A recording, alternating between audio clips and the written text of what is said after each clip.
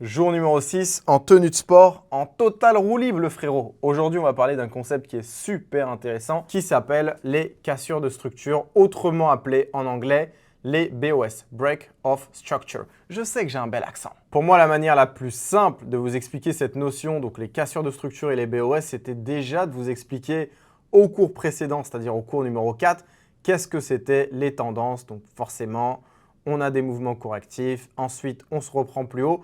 Parce que si vous comprenez les tendances, vous allez forcément comprendre les BOS. Pour rappel, on peut avoir une tendance haussière, on peut avoir une tendance baissière, comme ça du coup, mouvement impulsif, mouvement correctif, mouvement impulsif. Et enfin, la troisième structure qu'on a vue, c'est qu'on peut également avoir des moments, des phases de consolidation.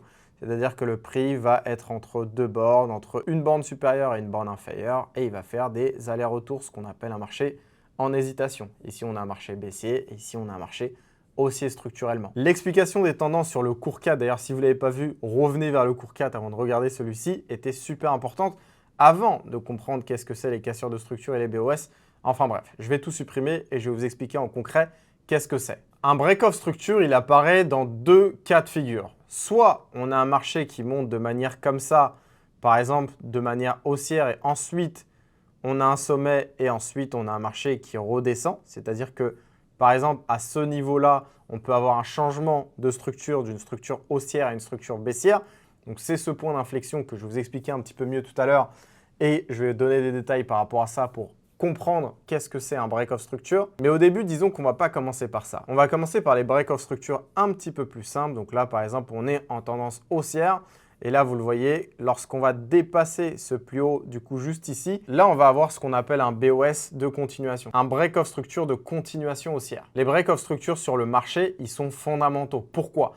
Parce qu'ils vont soit te permettre de savoir qu'on est en continuation de tendance à ce niveau précis, soit te permettre de savoir qu'on est en changement de tendance et c'est ce qu'on va voir juste après. Voilà, vous le savez, une tendance haussière, c'est des hauts de plus en plus hauts.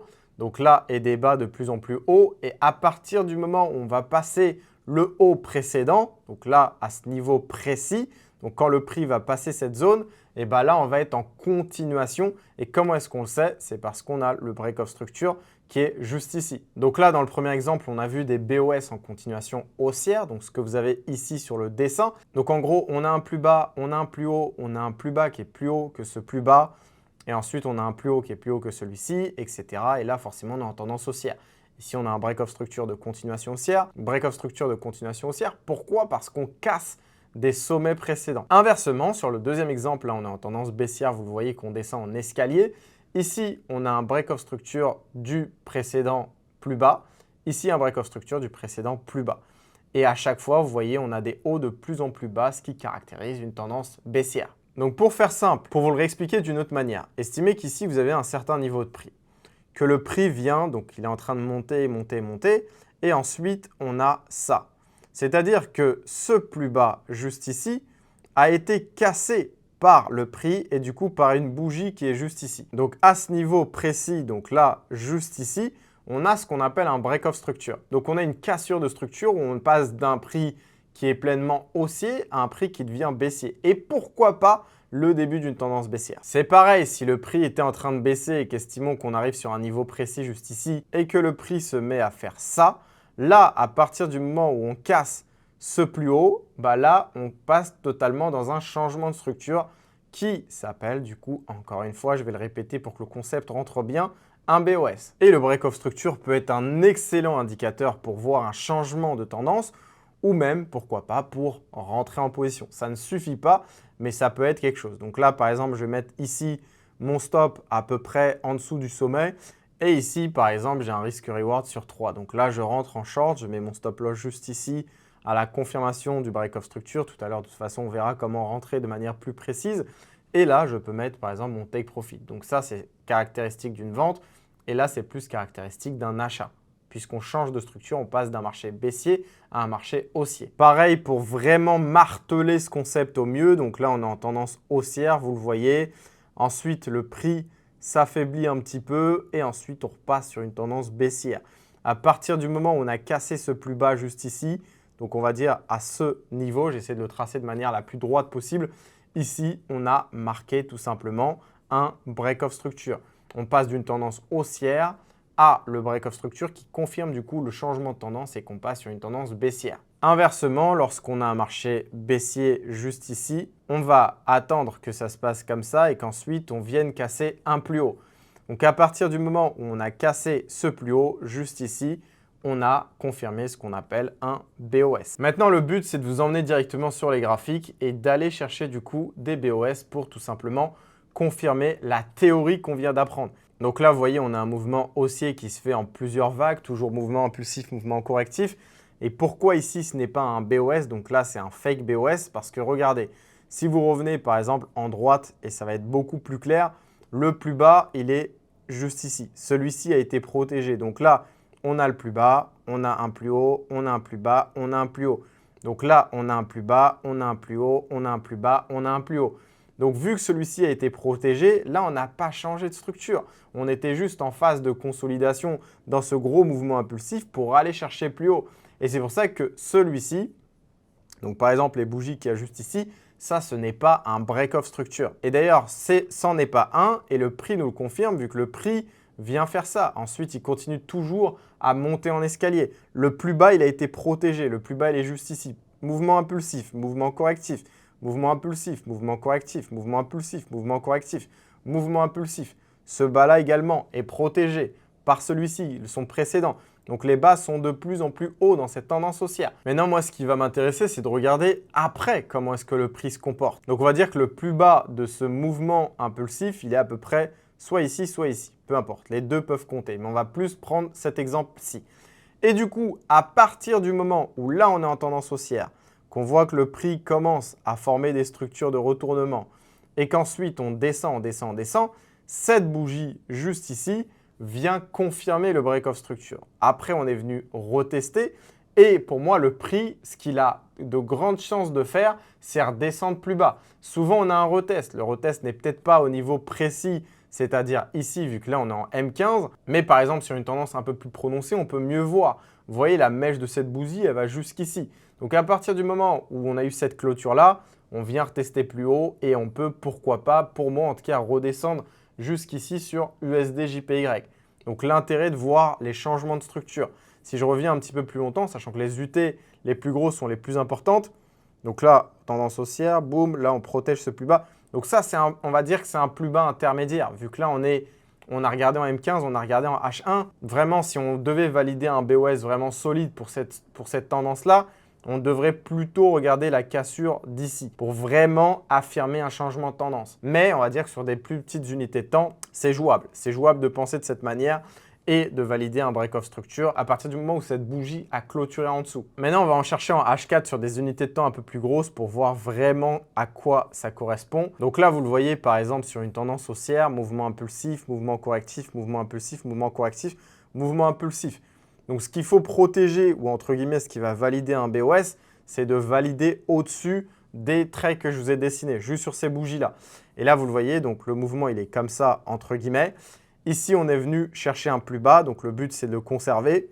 On a fait un petit mouvement impulsif, mouvement correctif, mouvement impulsif, mouvement correctif, mouvement impulsif, mouvement correctif, mouvement impulsif. Ce qui a validé la cassure de cette structure, c'est, on va dire, tout ce qu'il y a ici. Donc, on va dire que c'est cette première bougie. Cette deuxième est bien venue confirmer que le marché passe de la main des vendeurs à la main des acheteurs. Et ensuite, vous le voyez, ce niveau, bon, on est venu peut-être chercher des liquidités, je vous en parlerai un petit peu plus tard. Mais ce niveau est travaillé. Ensuite, on va faire que monter. Et du coup, on passe d'un marché qui est structurellement baissier à un marché qui est structurellement haussier. On est venu même chercher ce sommet qui est juste ici, à peu près à 147. Mais il fallait quand même patienter quelques jours et surtout attendre que tout ça, ça mûrisse. C'est-à-dire que là, c'était la première attaque. Donc, on confirme, on vient retester. Deuxième attaque, on vient retester ce niveau. Troisième attaque, on vient rechahuter ici. Quatrième attaque. Mais à chaque fois, on est venu un petit peu plus haut. Ici, on avait ce marqueur-là. Ensuite, on est venu là. Ensuite, on est venu chercher ici. Ensuite, on est venu chercher ici. Donc voilà, passer d'un marché baissier à un marché haussier grâce au break-off structure. Donc là, vous comprenez un petit peu mieux pourquoi cette notion elle est importante. Je vais essayer de changer de paire pour essayer de vous en trouver d'autres. Par exemple, on va regarder un petit peu ce que fait le Bitcoin en ce moment même. Vous voyez par exemple ici ce que fait le marché sur le Bitcoin. Ici, on a un plus bas, on a le premier mouvement impulsif, mouvement correctif, mouvement impulsif, mouvement correctif. On va dire que le plus bas qu'il faut absolument protéger, Le premier, c'est celui-ci et le deuxième, c'est celui-ci. Mais ce qui va nous intéresser, c'est celui-ci. Pourquoi? Parce que c'est le dernier qui s'est formé. Si on devait continuer la tendance haussière, rappelez-vous qu'on aurait des break-off structures à la hausse. Donc, par exemple, un prix qui vient chercher au-dessus de ce sommet à 103 900 $. Mais ce n'est pas vraiment ce que le prix a fait. Le prix est venu hésiter. Ce sommet est protégé. Par contre, on a changé de structure au moment où on a cassé ce plus bas. Juste ici, on a un break-off structure et ensuite, on a accéléré à la baisse. Donc, par exemple, si tu devais rentrer ici, tu te mets une position short juste ici. Tu le mets au-dessus de cette bougie, donc à peu près 2,66%. Et ensuite, pour avoir un bon ratio, on va aller chercher les 6,7. Par contre, ça, c'est un trade où il y a une grosse amplitude. Pourquoi? Parce que cette bougie-là, elle est quand même très, très grosse. 2000 points uniquement sur cette bougie 1 heure. Et les break-off structure, forcément, ne suffisent pas à rentrer en position. Donc, comme je vous l'ai dit, à chaque fois que vous voulez rentrer en position, on va essayer d'aller sur des unités de temps beaucoup plus faibles. Et c'est pour ça qu'ici, on aurait pu un petit peu mieux préciser, par exemple, notre entrée. Au lieu de mettre un stop ici, on aurait plus mis un stop au-dessus de ces sommets intermédiaires. Et de toute façon, si le break-off structure était vraiment confirmé, on ne serait pas venu chercher au-dessus d'ici.